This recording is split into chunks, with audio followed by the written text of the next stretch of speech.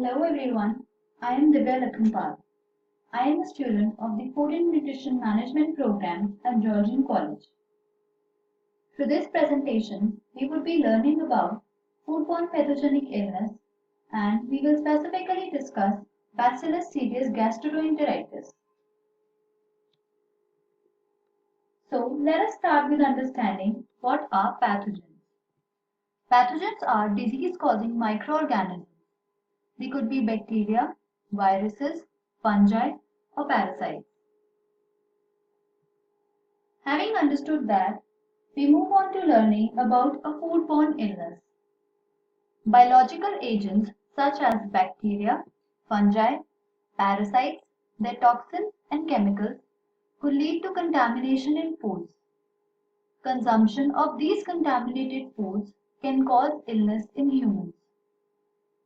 Symptoms and severity of illness depends upon factors like weakened immune system and age.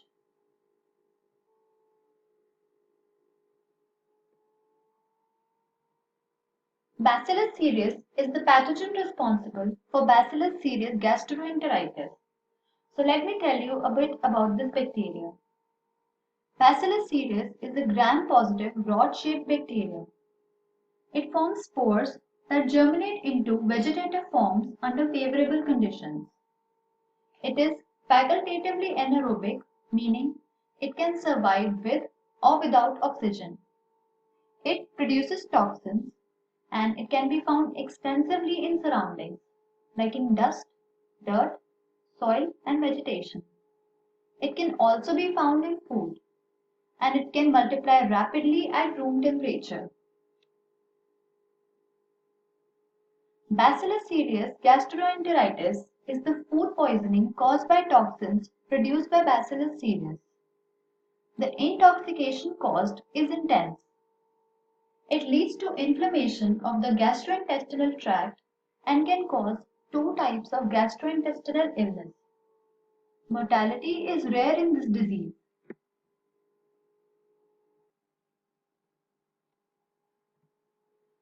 The two types of Bacillus cereus infections are emetic syndrome and diarrheal syndrome. Let us now discuss in detail about these two syndromes. The first one is emetic syndrome, which is caused due to intoxication. That means the toxin is already present in food. When the food is kept under favorable conditions for bacterial growth, that is, temperature between 8 degrees to 55 degrees Celsius and pH greater than 4.8 for adequate time, the spores mature to vegetative forms and multiply. Bacillus cereus releases a toxin named cerulite in the food. The consumption of this toxin leads to symptoms. This toxin is heat stable and is not destroyed by traditional cooking practices. The next is diarrheal syndrome, which is caused by a toxin-mediated reaction. It occurs when food ingested contains huge numbers of vegetative cells of Bacillus cereus.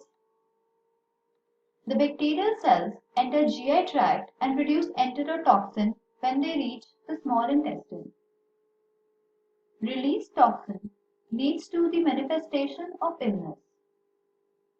The cells can be eliminated by heat as they are not heat resistant.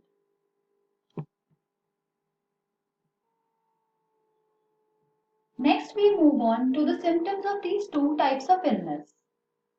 Symptoms of the emetic syndrome include vomiting, nausea, and diarrhea that may be present only in some cases.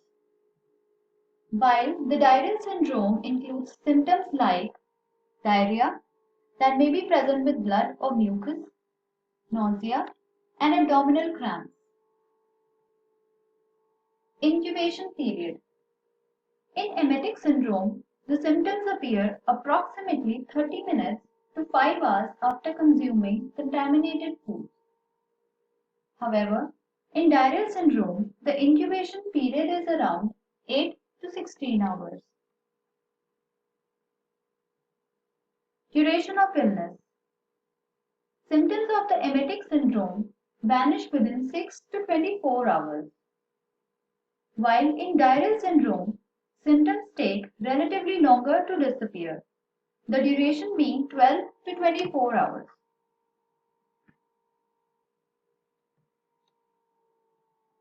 Coming on to the foods responsible for the sickness.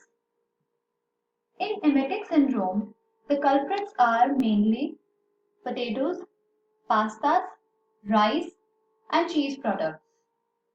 While in the diarrheal syndrome, the foods involved are vegetables, meats, milk, fish, and soups.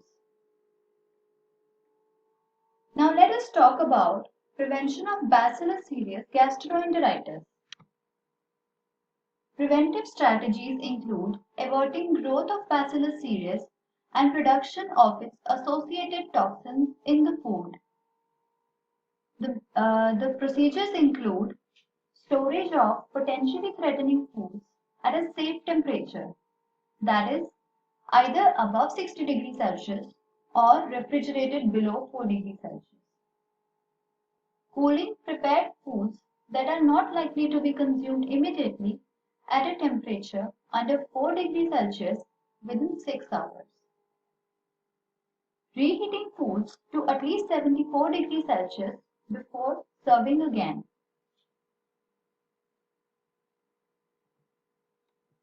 According to the National Institute of Health, the National Institute of Allergy and Infectious Diseases, and the National Food Processors Association, there are some good suggestions to destroy Bacillus cereus.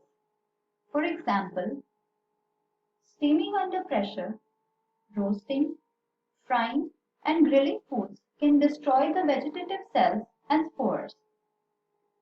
Foods infested with the diarrheal toxin can be inactivated by heating for 5 minutes at 133 degrees Fahrenheit. Foods infested with the emetic toxin need to be heated to 259 degrees Fahrenheit for more than 90 minutes. Reheating foods until they are steaming is not enough to kill the emetic toxin.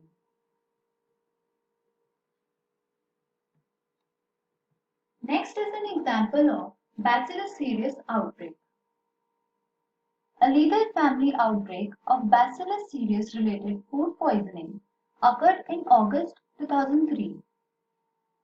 5 kids of the family fell ill after consuming highly contaminated pasta salad that was prepared 3 days earlier.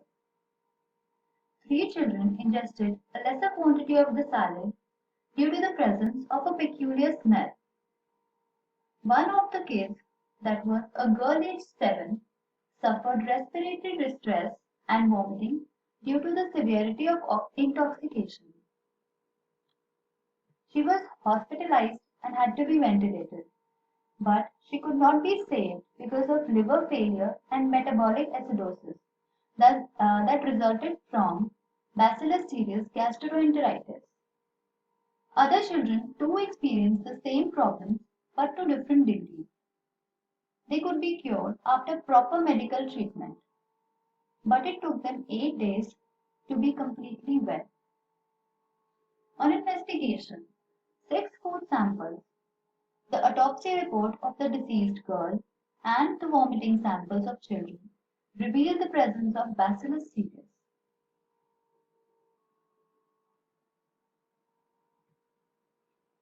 This outbreak could have been prevented if the following steps had been taken. Firstly, stale pasta salad that was prepared 3 days before should not have been consumed, since there was a risk of bacterial growth. The unusual smell in the salad also indicated presence of contaminants, which should have been taken into account but was ignored. Excess pasta salad should have been properly stored immediately after preparation. From this presentation, we learned that foodborne illness can occur when foods contaminated by infectious agents like bacteria, viruses, fungi, etc. are ingested by humans. The symptoms of the disease could be mild or severe depending upon various factors. These factors could be age, condition of the immune system, quantity of contaminated food eaten, and number of infectious agents present in those contaminated foods. These diseases are preventable if the equipment used are properly cleaned and sanitized, food is stored in conditions that hamper microbial growth, appropriate cooking practices are used, and good personal hygiene practices are followed.